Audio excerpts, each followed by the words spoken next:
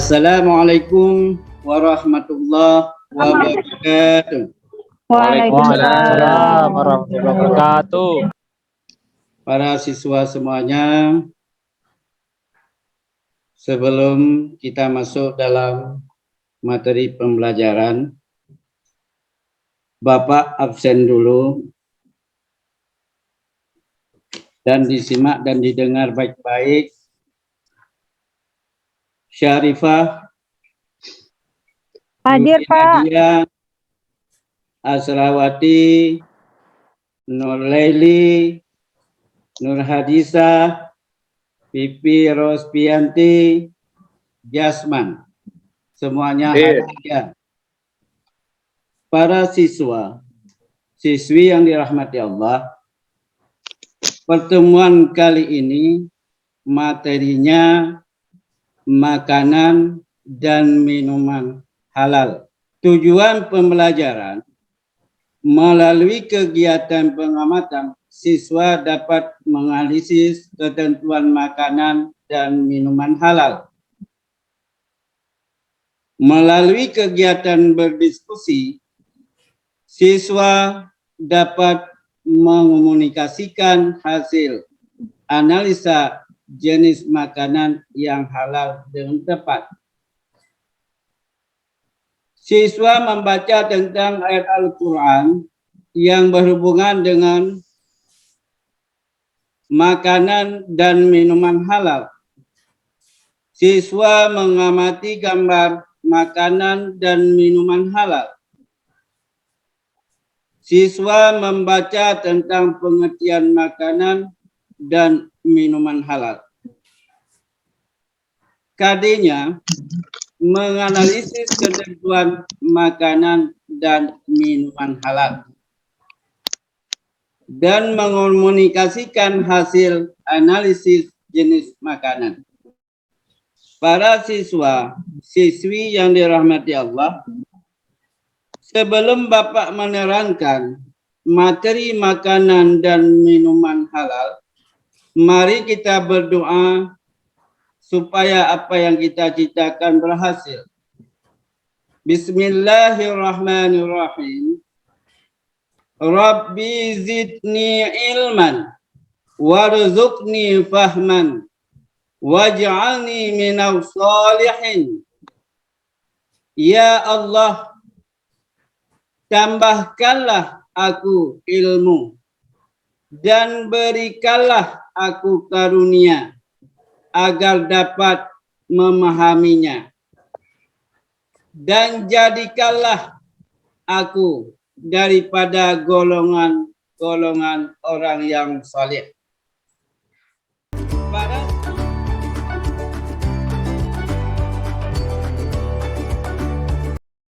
Para siswa-siswi yang dirahmati Allah, Islam adalah agama rahmatan lil alamin. Islam sangat memperhatikan kebaikan dan kesehatan dan kesejahteraan umatnya. Salah satu hal yang dapat mempengaruhi keadaan tubuh kita, baik langsung maupun tidak langsung, adalah makanan dan minuman. Makanan dan minuman halal dan thayyib baik akan berpengaruh baik terhadap tubuh kita, dan demikian pula sebaliknya. Oleh karena itu, masalah ini dapat perhatian yang sangat penting dalam Islam. Pada hakikatnya, semua makanan di muka bumi ini disediakan untuk manusia. Akan tetapi ada kriteria tertentu yang menjadi makanan atau minuman tertentu. Boleh dinikmati ataupun dilarang. Yang pertama, makanan yang halal. Makanan yang halal ialah makanan yang dibolehkan untuk dimakan menurut ketentuan syariat Islam. Segala sesuatu baik berupa tumbuhan, buah-buahan, ataupun binatang pada dasarnya adalah halal dimakan. Kecuali apabila ada nas Al-Quran atau hadis yang mengharamkan. Dan ada kemungkinan suatu itu menjadi haram karena dapat mengandung mudarat atau bahaya bagi kehidupan manusia. Firman Allah dalam surah Al-Baqarah 168, Ya ayyuhan nasu kulu mimma fil ardi halalan thayyiban wa la tattabi'u khutuwati syaitan innahu lakum aduwwum mubin. Wahai manusia, makanlah dari makanan yang halal dan baik yang terdapat di bumi, dan janganlah kamu mengikuti langkah-langkah setan. Sesungguhnya setan itu musuh yang nyata bagimu. Surah Al-Baqarah ayat 168. Allah memanggil, ya ayuhan nas, manusia. Berarti umum. Semuanya manusia, nggak mesti dia daripada orang yang beriman kepada Allah atau tidak. Kalau khusus, ya ayuhan aminu, yang beriman, amanu, yang beriman. Ini khusus nasu manusia. Berarti seluruh manusia yang ada di muka bumi, baik Islam maupun orang kafir, makanlah makanan yang baik. Enggak mestinya untuk orang yang beriman saja. Para siswa-siswi yang dirahmati Allah. Dari ayat yang tadi, maka jelaslah bahwa makanan dimakan oleh seorang muslim hendaknya memenuhi dua syarat. Yang pertama halal. Yang kedua baik atau thayyib. Yang pertama makanan dan minuman harus halal. Halalnya suatu makanan harus meliputi 3.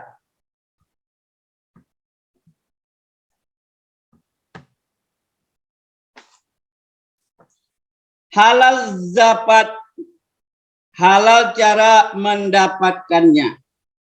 Artinya, sesuatu yang halal itu harus diperoleh dengan cara yang halal. Sesuatu yang halal itu tetapi tetap cara mendapatkannya. Bila tidak sesuai dengan hukum syariat, maka sesuatu yang kita dapatkan itu menjadi haram hukumnya. Yang kedua, halal karena proses cara pengolahannya. Artinya selain sesuatu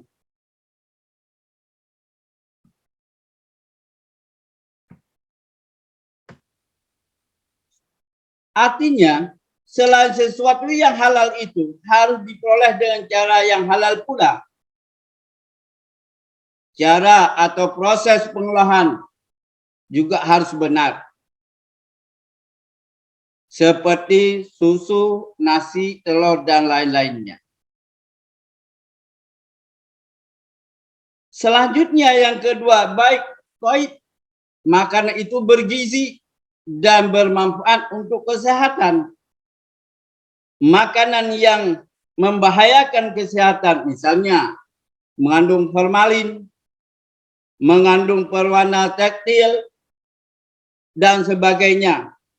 Makanan yang berlemak yang berlebihan, dan makanan itulah tidak dinamakan dengan thayyib atau baik. Tetapi makanan itu boleh dimakan. Tapi ada tentunya bagi orang-orang yang bisa memakannya. Contoh yang berlemak, kari kambing. Bila orang darah tinggi, bila memakannya mungkin akan klop. Inah dilarang, enggak baik, enggak baik. Selanjutnya,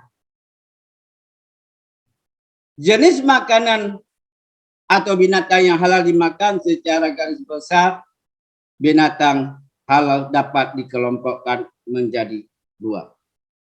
Para siswa, siswi yang dirahmati Allah, kira-kiranya setelah menyimak dan mengamati, apakah siswa mengerti atau paham atau tidak paham? Bagaimana siswa semuanya?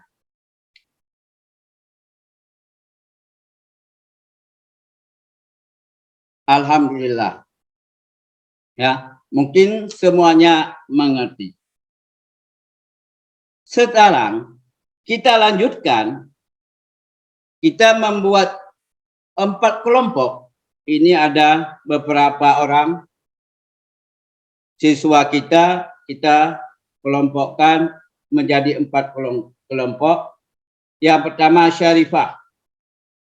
Yuli Nadia itu kelompok A, Asrawati Nureli kelompok B, Nur Hadisa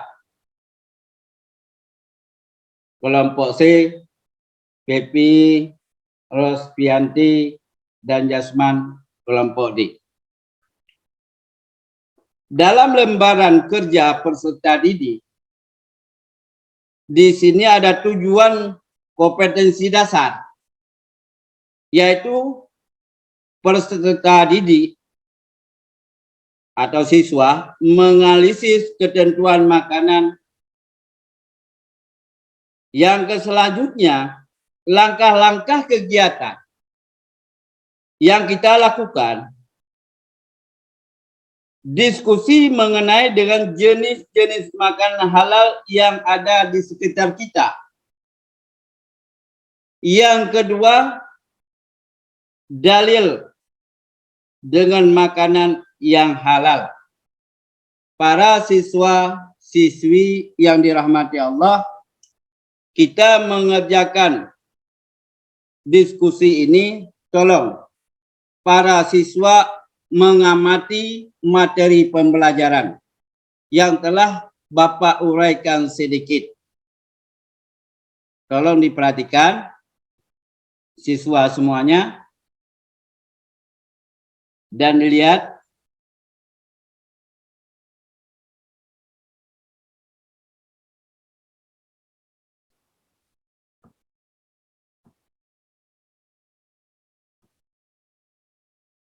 para siswa semuanya. Pak Jasman, sudah siap?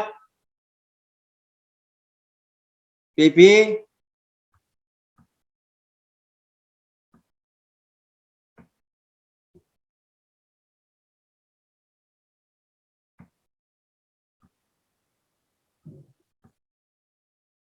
Sudah? Para siswa sudah selesai? Waktunya kepepet. Ini sampai 25 menit sudah kalian kerjakan. Coba. Apa yang kami kerjakan, Pak? Bagaimana Pak Jasman? Apa yang kami kerjakan, Pak? Tugasnya? Nah, yang siswa kerjakan, diskusikan mengenai dengan jenis-jenis makanan halal. Itu saja, Pak, ya. Nah, dan dalilnya. Oh, baik, Pak, baik. Sudah, Pak. Sudah. Kelompok yang lain?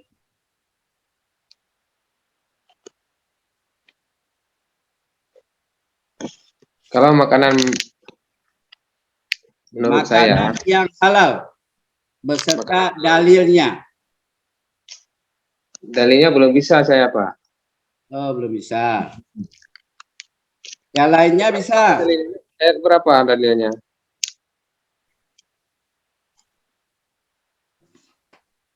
Lihat di buku cetak kan ada Al-Baqarah ayat 29. Oh, Al-Baqarah ayat 29 ya, Pak, ya. ya. informasi banget gitu ya Pak ya. Maka mungkin kita beralih ke sisi kritis mengenai kedatangan ribuan. Kalau minat makanan yang halal dan haram sudah tahu kami Pak. Insya Allah. Yang 168. 168. Ya. Bagaimana bisa siswi yang dirahmati Allah?